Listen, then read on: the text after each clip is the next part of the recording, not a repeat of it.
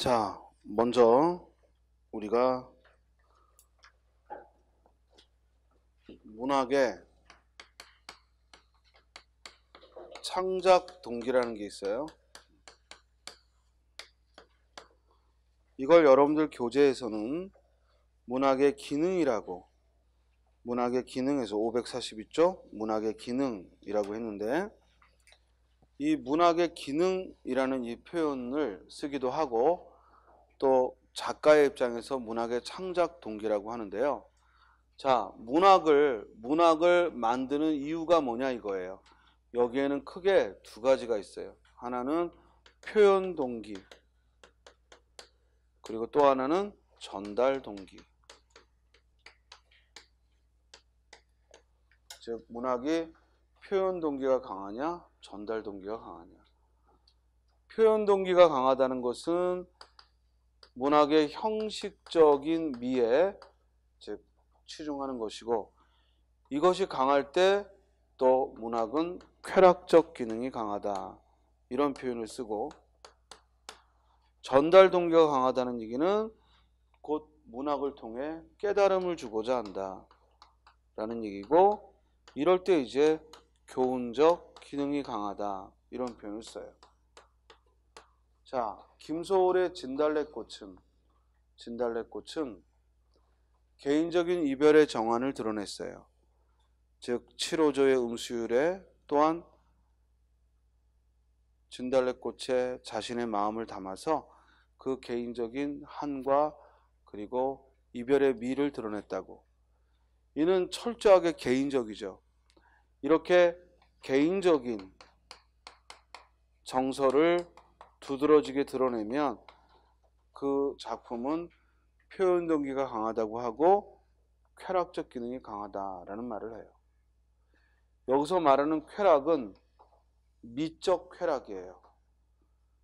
뭐 술 마시고 기분 좋거나 아니면 마약해서 막 우주선이 보여요, 이런 게 아니라 미적인 쾌락, 아름다움을 느낀다는 거죠. 반면에 이육사의 광야를 보면은, 이육사의 광야에서는 결국 일제강점기에 우리 민족의 미래에 대해서 힘찬 의지를 드러내요. 그럴 때 우리는 그 작품은 전달 동기가 강하다, 교훈적 기능이 강하다, 이런 말을 해요. 즉 사회적 정서를 드러내죠. 그죠? 사회적 메시지를 드러내는 거예요. 그래서 문학은 크게 두 가지야. 사회적 메시지가 강한 작품이냐, 아니면 개인적인 정서를 표현하는 것이 강하냐.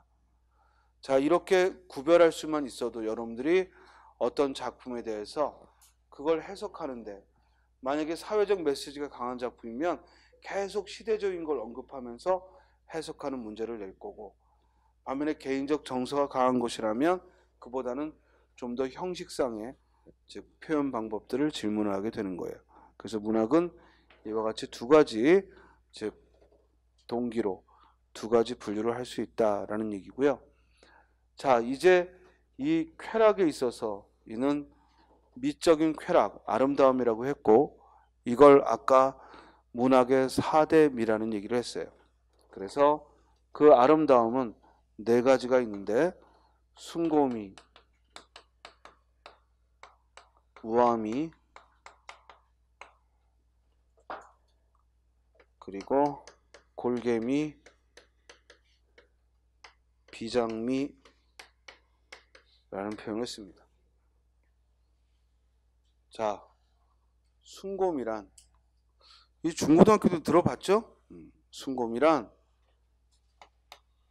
숭고함이라는 말 자체, 숭고하다는 얘기는 그것이 매우 고귀하고 그리고 존엄해 보인다는 얘기인데, 따라서 이 숭고미는 경건함을 느끼게 하고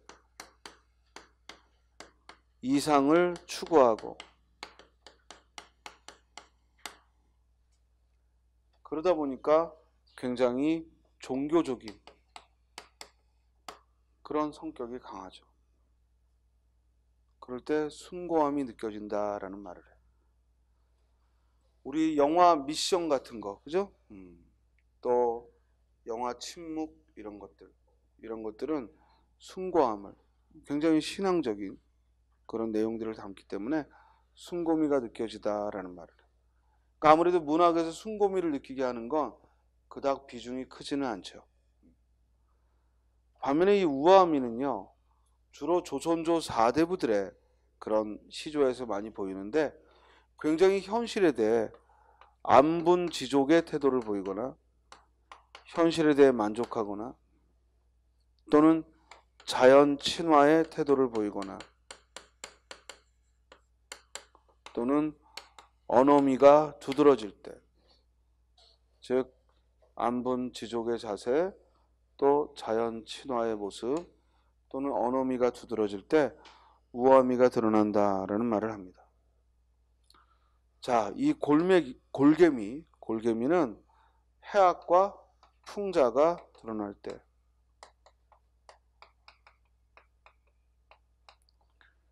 해악이라는 건 뭐예요? 유머예요, 유머. 웃음과 그리고 풍자가 두드러지면 골개미가 드러난다라는 말을 합니다.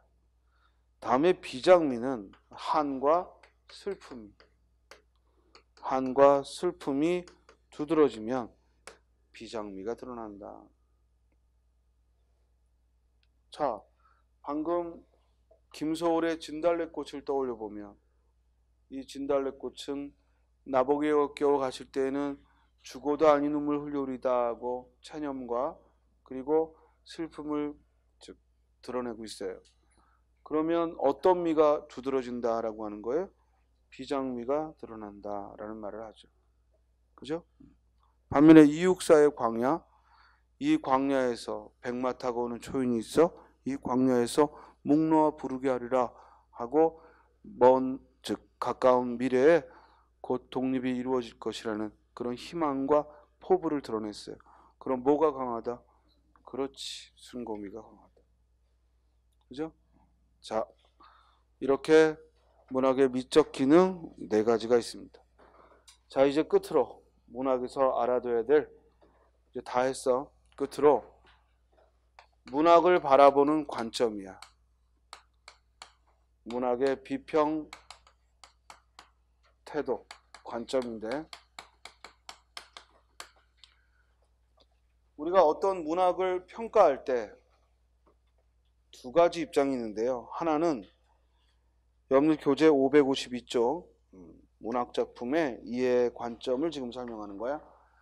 그 네모 박스에 보면 즉 작품이 있는데 오로지 작품만 살펴보는 거야. 그 작품에 쓰인 언어와 구조, 작품만 바라보는 것, 이걸 우리가 내재적 관점이라고 해요. 내재적 관점이라는 말을. 이건 오로지 작품만 보는 거야.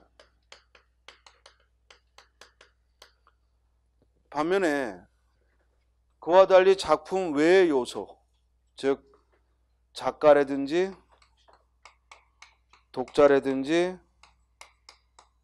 그것이 반영하고 있는 시대라든지 이렇게 작품 외의 요소에 관심을 가지면 이를 외재적 관점이라고 합니다.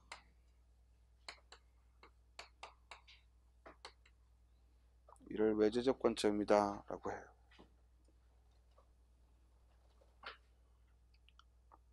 자, 그래서 내재적 관점에 의해서 작품을 평가한 거 이렇게 찾으라 하면 오로지 작품만 얘기하는 걸 찾으면 돼. 그리고 이런 태도를 절대론적 입장 또는 구조론적 입장이라고 말을 합니다. 반면에 작가를 중심으로 살펴보면 이때는 생산론적 입장 또는 표현론적 입장이다라는 말을 해요. 생산론, 표현론적 입장이다라는 말을 하고, 독자를 중심으로 살펴본다 이러면 효용론적 입장 또는 수용론적 입장이다. 효용론, 수용론이라는 표현을 씁니다. 그리고 그 반영되고 있는 시대, 어떤 시대를 반영했느냐, 이 시대적인 거에 초점을 두면 이를 반영론적 입장, 반영론적 입장 또는 모방론적 입장이다. 반영론, 모방론적 입장이다 라고 말을 합니다. 그러면 여러분들이 어떤 작품을 이와 같은 관점에서 평가해 보라, 그건 문학을 전문으로 공부하는 대학원에서 하는 거고, 여러분들은 남들이 써놓은 걸 보고 이게 어떤 관점에서 평가한 것이냐, 그걸 찾아내면 된다 이 말이에요. 여기까지 이해했어요?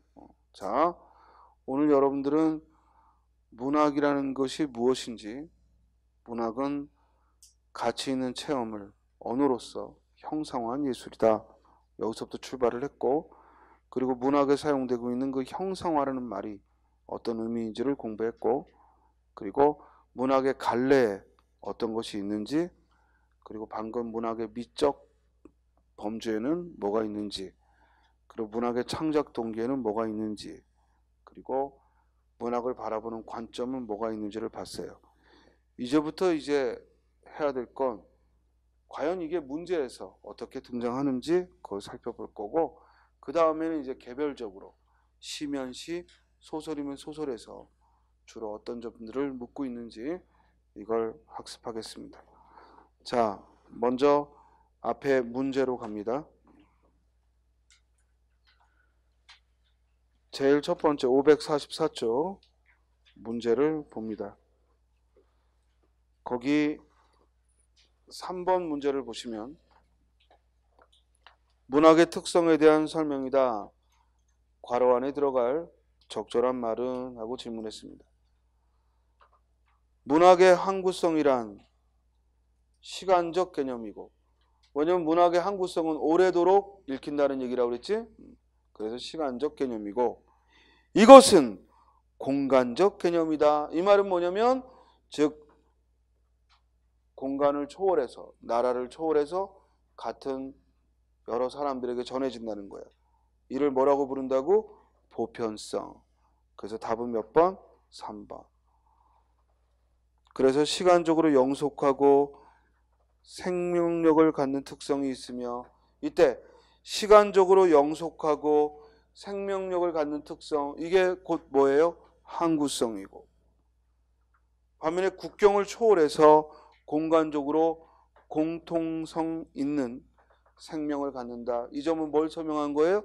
보편성을 설명한 거죠. 그렇죠? 다음 5번 문제를 보세요. 문학과 사회의 관계를 규정했다. 잘못 말한 거. 이건 이론적으로 미리 알고 푸는 유형의 문제가 아니야.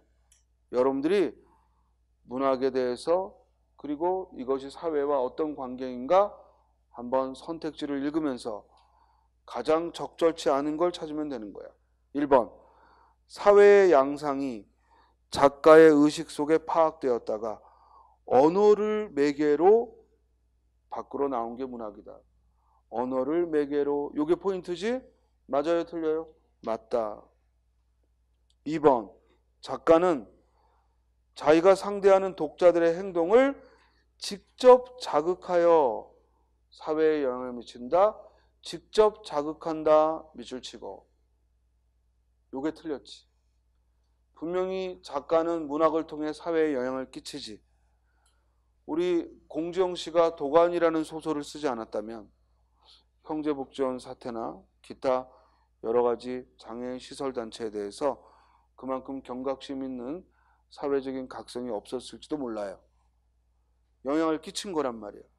근데 그게 직접 자극했어? 아니지. 그렇죠? 직접 자극하는 게 아니라 작가는 작품으로, 즉 독자를 자극하는 거예요. 그래서 공지영 씨가 가끔 욕먹는 게 뭐 때문이야? 직접 페이스북 같은데, 아니면 그 뭐지? 그 새에 나오는 거 뭐냐? 트위터? 트위터 같은 것을 통해서 자꾸 직접적인 발언을 하니까 욕을 먹었는데, 사실은 작가는 작품으로 말해야 되는 게 맞죠. 그러나 작품으로 전달하고 또 일상에서도 발언하고 나쁠 건 없죠. 얼마나 정당한 발언이냐 이게 문제인 거지. 그렇지? 자, 배우는 연기로 보여줘야죠. 근데 그거를 사회적 발언으로 보여준다면 적절치 않다 하겠지만 천만에요. 배우가 작품에 있어서는 그 작품에서 연기로 보여야 되지만 작품이 아닌 사회적 문제에 대해서는 배우가 아니라 누구라도 발언할 자격이 있죠. 그죠? 그래서 미국은 배우가 대통령이 되기도 했잖아. 무슨 말인지 알겠어요? 배우가 국회의원도 되고. 우리가요 꼭 어떤 직업의 사람이라고 그 직업에 관계된 말만 하라고 하면 안 돼. 우리는 함께 사회를 어울려 사는데 정치인만 사회적 발언을 하는 건 아니지. 그렇지만 작가가 직접 독자에게 영향을 끼칠 수는 없는 거야. 항상 작가는 뭘 통해서? 작품을 통해서 간접적으로 자극하는 거죠. 그렇죠? 그래서 2번이 틀린 거야. 이해했어요? 자, 3번. 문학이 사회를 모델로 한 것이라 해도 그것은 실제 그 자체가 아닌 허구다. 그렇지. 허구다 밑줄 치고. 문학의 세계는 분명히 허구의 세계야. 일부러 꾸며낸 이야기지 절대로 사실 그 자체는 아니죠. 또 4번. 작가는 변하는 사회 현상 속에서 변하지 않는 인간의 본성 밑줄 치고 이 세계는 무수히 변화하지만 그 속에서도 변하지 않는 점 우리 그걸 뭐라고 그래? 진실이라고 하는 거야. 그래서 진실을 다루는 거야. 문학은 사실을 다루지는 않지만 뭘 다루나? 진실을 다루나. 뉴스는 사실을 다루지만 진실을 다루지는 않고. 이해됐어요? 근데 주의할 게 있지. 문학에서 진실을 다룬다고 해서 그게 진리는 아니지. 왜? 작가가 파악한 진실일 뿐이지. 이해돼요? 가끔 사람들이 착각하는 게 어떤 소설가가 소설을 통해 나는 진실을 말하고 싶었다. 그럴 때 그걸 마치 사실로 오해하거나 또는 진리로 오해하면 안 돼요. 내가 본 것은 내가 생각하는 그 세계의 인간의 본성에 대해 나는 다루었다 이 말이야. 됐어요? 그렇기 때문에 예를 들어 톨스토이가 부활에서 또는 안나 까레니나 전쟁과 평화 등의 소설에서 여성의 어떤 모습에 대해서 본능에 대해서 표현했을 때 그것이 어떤 사건을 모티브로 하더라도 그건 톨스토이가 바라본 여성의 모습인 거지. 우리 특히 안나 까레니나 같은 경우에는 실제 사건을 소재로 했다고 그러죠. 실제 한 유부녀가 장교하고 이 바람이 나서 기차에서 정말 자살했대요. 그래서 그거를 이 톨스토이의 안나 까레니나에서는 영화로 소설로 옮겼지.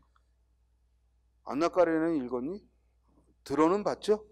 안 읽었어도 들어는 봤지? 고전이라고 말하는 것들은요. 여러분들이 꼭 읽지 않아도 좋은데 줄거리 정도는 알아두는 게 좋아요. 그래야 어디 가서 대화를 할 수가 있어. 이해돼? 남들은 그 안나 까레니나 이러고 얘기하는데 뭘까라는 건지 이러고 옆에서 이러고 앉아 있으면 사회생활이 힘들지. 도스토옙스키가 죄와벌에서 전당포 노인을 죽인 것이 이런 얘기하고 있는데 모르고 가만히 있으면 그죠? 그리스 로마의 신화에 대해서 얘기하고 있는데 그냥 입 다물고 있다면 이 세계를 사는데 재미가 없잖아. 그런 의미에서 해두라는 얘기야. 남에게 과시하라는 게 아니라 괜히 친구 점심 먹고 있는데 야 너 안나 까레니나 알아? 이러면서 그죠? 이러고 하라는 게 아니라 우리가 적어도 어른들이 돼서 대화를 나눌 때 최소한의 교양으로 알아듣기 위해 그런 것들은 줄거리라도 봐두는 게 좋아요. 아까 선생님이 해밍웨이의 노인과 바다를 얘기했지만 그거 안 읽었어도 괜찮아요. 그거 꼭 읽어야 되는 거 아닙니다. 우리가 모든 고전 다 읽을 수 없죠. 그래도 읽은 척. 마르크스의 공산당 선언 이거 읽어본 사람 몇 없어요. 그렇지만 다 아는 것처럼 얘기를 떠들어요. 칸트? 칸트의 철학책을 누가 읽어봤겠어요? 그죠?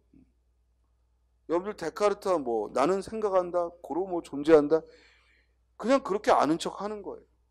그런 것들도 필요합니다. 남에게 과시하지 않는 한 우리가 알아듣기 위해서는 필요한 거지. 자, 이제 6번을 봐요. 다음 글에서 밑줄 친 기억의 예로 적절하지 않은 것. 뭐라고 써있냐면 문학의 종류에 따라 독특한 방식으로 언어가 구사된다. 자, 독특한 방식으로 언어가 구사된다. 이게 무슨 말이야? 문학은 4대 갈래가 있잖아. 서정, 서사, 극, 교술. 여기서 가장 시를 시답게 하는 것, 소설을 소설답게 하는 것, 희곡을 희곡답게 하는 것, 그리고 수필은 문학으로 치지 않은 사람들이 많으니까 결국 이 세 가지, 시냐 소설이냐 희곡이냐, 이 셋을 가장 특징적으로 드러내주는 그런 언어를 쓴다는 얘기야. 그러면 시의 언어에서 특징적인 건, 시는 워낙 짧게 노래를 해야 되니까 비유와 묘사가 많지요. 자, 결국에 무슨 얘기를 한 거냐면요. 칠판 봐봐. 아까 선생님이 첫 시간에 이런 얘기를 했지. 문학이라는 것은 언어로 작가의 가치 있는 세계를 표현하는데 직접 진술하는 게 아니라 형상화한다고 그랬죠? 그러면서 기억나요? 형상화한다는 건 뭘 한다고요? 묘사나, 그렇지, 비유를 한다. 결국 6번 문제는 문학은 독특한 방식으로 언어를 구사한다는 얘기는 형상화한다는 얘기고, 형상화한 것이 아닌 걸 물어보는 문제야. 적절하지 않은 걸 질문했으니까. 그러면 답이 쉽게 보이거든. 됐습니까? 자, 1번 봐. 애수는 백로처럼 날개를 펴다. 애수가 뭐야? 슬픔인데 그 슬픔이 백로처럼 날개를 펴다. 화류법이 쓰였지. 애수라는 생각을 백로처럼 날개를 펴다, 마치 짐승처럼 새처럼 날개를 편다고 했으니까 화류법이라고 하는 거예요. 만약에 사람에 비유했으면 의인법이고, 또 백로처럼 했으니까 직유법도 쓰였지.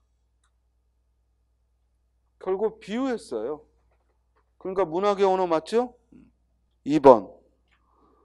그런 것을 간혹 입이 비뚤어진 친구는 광대로 인식착오를 일으키고, 동경대판의 사탕 장수들은 캐러멜 대장감으로 침을 삼키니. 그만큼 다른 사람 입방아에 오르내린다는 것을 캐러멜 대장감으로 하고 비유했죠. 그러니까 문학의 언어로 적절하죠? 그런데 3번에 오른쪽으로 퇴장, 송, 자기 입은 의복을 둘러보고 하품, 이중건, 김주사, 변주사, 홍주사와 함께 후원해서 나온다. 다들 만취했다. 진술만 있죠. 이해돼요? 비유가 없지?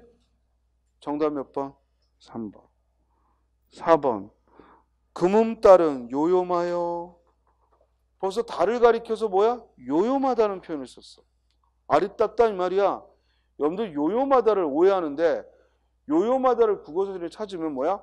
아찔할 정도로 아리따다는 뜻이야. 나쁜 말 아닙니다. 그걸 나쁘게 쓰고 이상하게 쳐다보니까 그러지, 요요마다는 말은 아주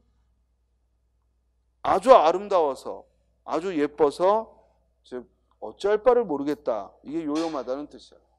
그 다음, 근데 달을 가리켜서 요요마다고 했잖아. 또 손을 댈 수도 없고 말을 붙일 수도 없이 깜찍하게 예쁜 계집 같은 달인 동시에 의인법을 썼죠. 달을 가리켜서 예쁜 여인 같다라고 했고, 가슴이 저리고 쓰리도록 가련하다라고 했죠. 가련한 다리다. 비유가 등장했죠. 그러니까 문학의 언어로서 타당하죠. 자, 이 질문 이해했어요? 다음 페이지.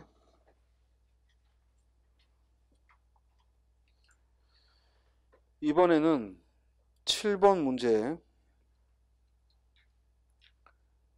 예술적 측면을 가볍게 여긴다라고 했는데, 여기서 밑줄이요, 즉 예술적 측면이라는 거야. 그러니까 이 예술적 측면과 거리가 먼 걸 찾는 거예요. 허구성, 창조성, 형상성. 그런데 주제야. 주제 그 자체는, 그 담겨있는 내용이 어떤 가치가 있느냐, 이건 예술성이 아니야. 무슨 말이겠어요? 예술이라는 것은 아름다움을 드러내는 것이 1차적인 목표니까 허구와 창조와 형상화를 하는 것이지. 그러므로 답은 4번이 되는 거죠. 자, 본문 잠깐 봅니다. 예술은 미를 지향한다야, 지양한다야, 지향을 하죠. 우리가 어떤 목표가 있을 때 그 목표를 향해 가면 지향, 지양 다 써요. 둘 다 지향이나 공통점은 어떤 목표를 향해 가는 거야. 근데 목표를 향해 가면서 그것을 가져야 하면, 어떤 것을 가지고 가야 하면, 갖추고 있어야 되면 그건 지향한다고 하고, 어떤 태도를 버려야 되면 그걸 지향한다고 하는 거예요. 자, 합격을 위해 규칙적인 예습복습을 지향한다야, 지양한다야, 지향하는 거고, 합격을 위해 게으른 습관과 과식을 지양하는 거지. 이해됐어요? 여러분들이 무조건 뭔가 목표를 향해 가면 지향 아니에요. 목표를 향해 가는 것 자체는 지향, 지양 다 가능해요. 근데 그 목표를 향해 가면서 뭔가를 갖춰야 한다 하는 게 지향이고, 그렇죠? 뭔가를 버려야 한다, 이걸 뭐라 해요? 지양이라 하고. 이해됐습니까? 예술은 미를 지향합니다. 그러니까 미를 갖춰야 된다 이 말이야. 이해됐지? 이 지향을 목표로 한다 이렇게 오해하면 안 돼. 됐습니까? 다음, 미적인 가치는 실용적인 가치와는 구별된다. 자, 이 글에서 문맥상 미적인 가치와 실용적 가치를 구별해서 쓰고 있어. 그지? 즉 미적인 가치와 실용 가치는 다르다 이 말이야. 한 점의 도자기를 부엌에서 사용하면 실용품이야. 그러나 그 도자기를 장식장에 두고 감상할 경우에는 예술품으로 취급하는 거다. 즉 무슨 말이냐면 도자기는 그대로인데 그 도자기라는 본질은 변함이 없어. 근데 그것을 우리가 어떻게 다루느냐, 그걸 실용적으로 뭐 꽃을 꽂거나 거기다가 뭐 요강으로 쓰거나 이러면 그건 실용품이지만 그걸 그냥 두고 감상하면 그러면 예술품이 된다 이 말이야. 이해돼요? 자, 감상이라는 단어에 밑줄 치고 시험 문제에 이제 이 감상에 해당하는 한자는 이걸 묻는 거지. 왜냐면 감상은 국어사전을 찾으면 감상에 해당되는 글자가 뭐야? 몇 개가 나오지. 1번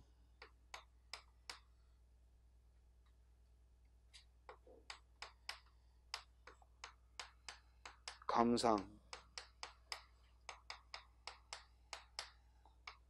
2번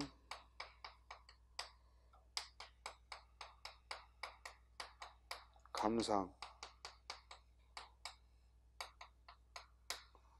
3번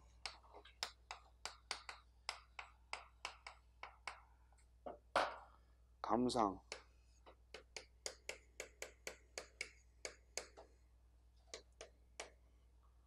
4번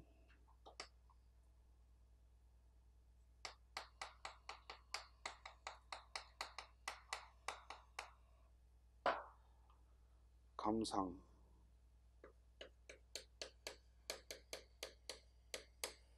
자,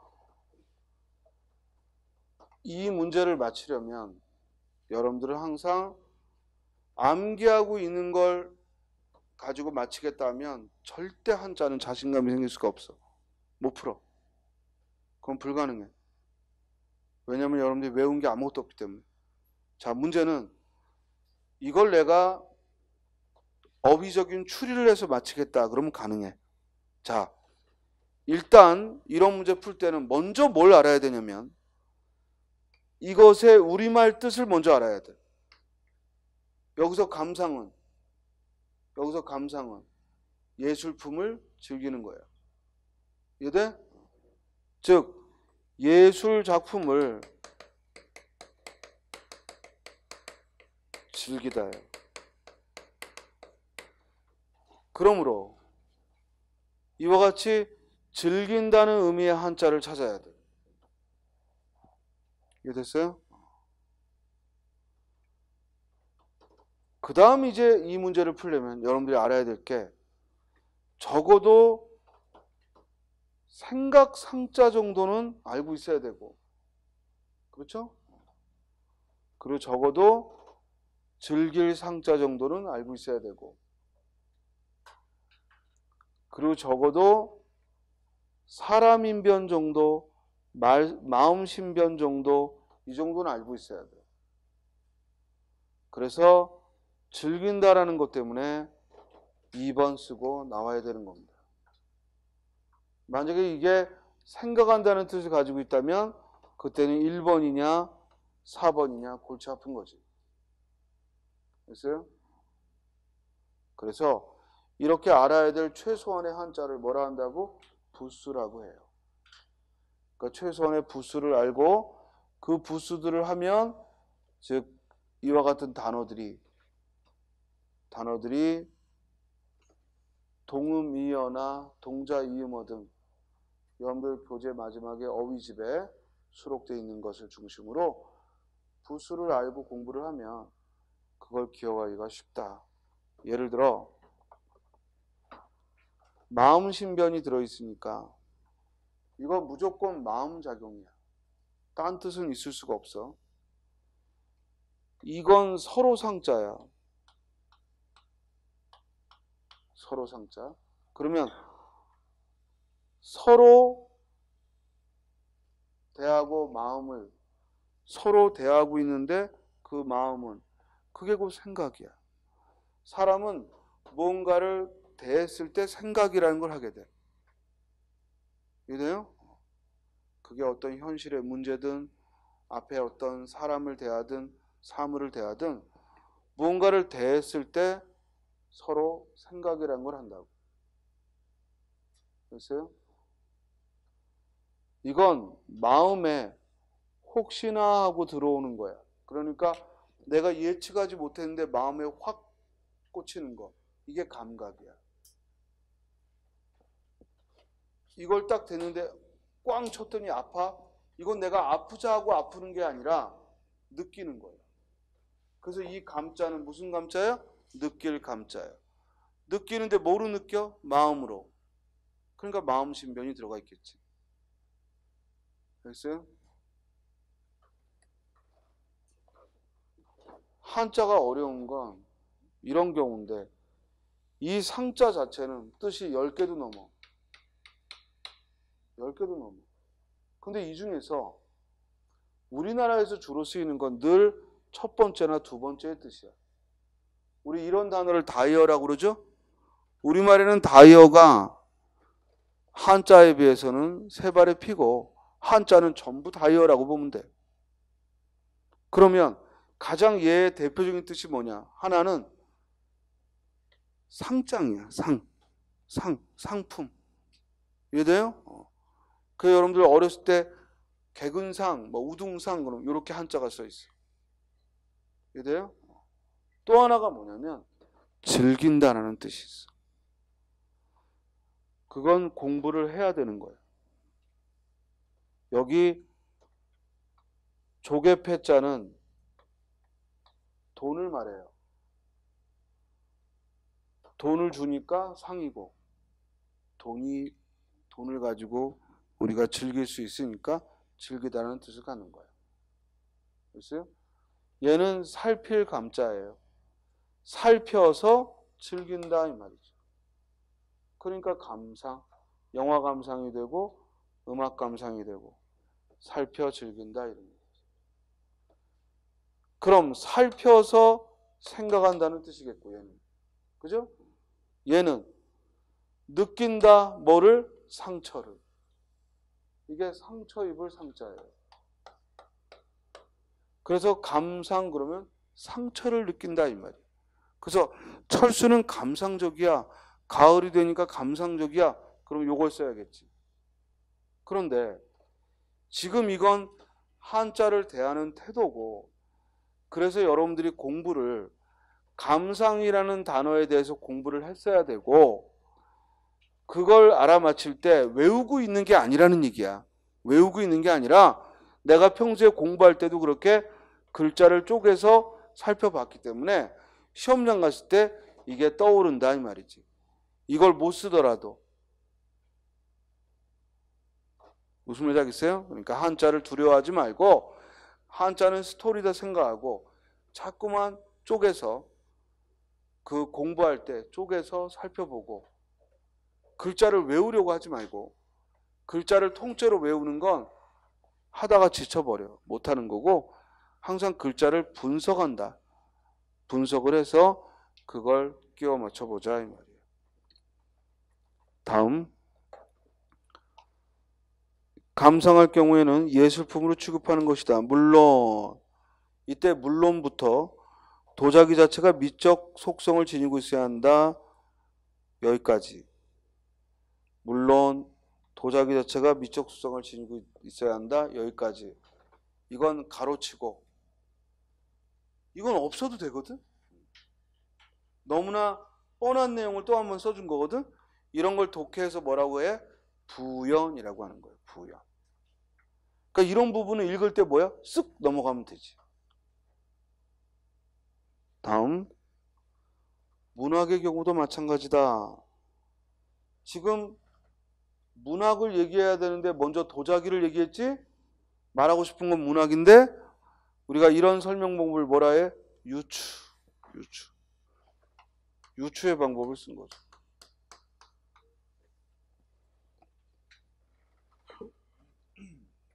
한 편의 소설을 읽고 거기서 지리적인 지식을 얻거나 도덕적인 교훈을 찾고자 한다든지 어떤 문제를 해결하기 위한 방법을 구사한다면 그건 문학을 실용적으로 보는 입장이고, 자, 이 입장을 무슨 동기가 강하다? 전달 동기가 강하다. 또는 다른 말로 무슨 기능? 교훈적 기능. 전달 동기가 강하다고 하거나 교훈적 기능이라 하고, 예술적인 측면을 가볍게 보는 태도죠. 반면에 예술적인 측면을 중시하면, 이렇게 실용적으로 보지 않고 예술적 측면을 중시하면 그건 뭐라고 합니까?